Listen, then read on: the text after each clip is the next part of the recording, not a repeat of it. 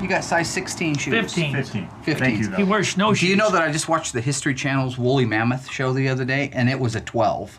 So you've got a bigger foot than a woolly mammoth. Congratulations. And you live in today's environment. Look at that. Look at that hoof. What's that hair growing out of your nose right here? You got a big hair growing out of your nose. You watch a video? So today I rounded up the guys, and we're gonna watch a tutorial video on installing our new shop crane.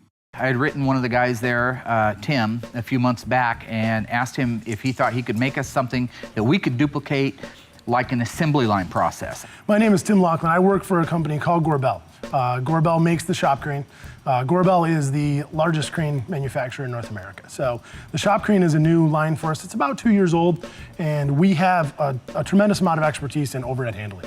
So we had all this technology. We decided to make a crane that was more for the homeowner, the small shop, body shops. It's for people working on engines. It's for people working on cars. So this is a product it's very affordable for a small shop, but it makes life so much easier. It's a one-hand operation, it's a one-man operation, and it's safe. After watching the video, it looks fairly simple. According to them, in a couple of 2-3 hours, 2 guys might be able to put the entire system together. I'm thinking I got 4 or 5 guys with Tim, and we should be able to have it done in half that.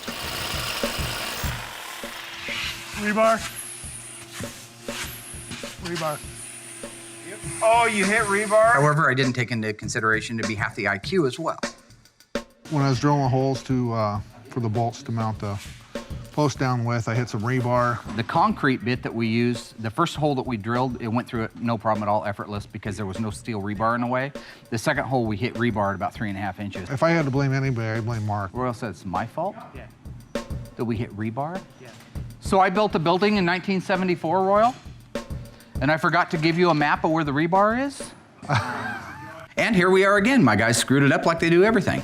So no, didn't get to do it in half the time.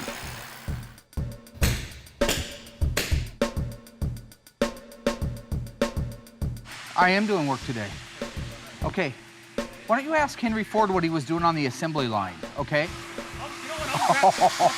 I'm making sure that everything is done right. I wasn't aware of the challenging people I would be working with today, so it's taking a little bit longer than we anticipated. But it is very quick and easy for it to go up, and it just makes life so much easier. It appeared to me that Royal and Tim had everything under control. It looked like they were getting a rhythm on. I didn't want to interrupt that. We had a banner that needed to be hung, so I decided I'd get Dumb and Dumber, the remaining Stooges, to give me a hand setting the banner on the wall. Preload this. I want to have some... I thought you would bring it down, then it would be at the top. Life's lesson number 386. You're a dummy. Go ahead, Mark. You're a human dummy.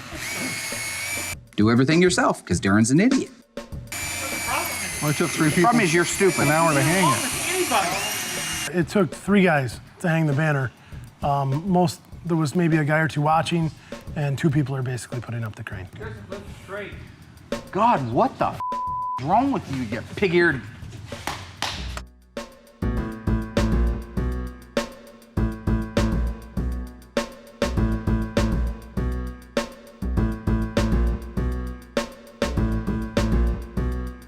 Darren, don't bother doing anything.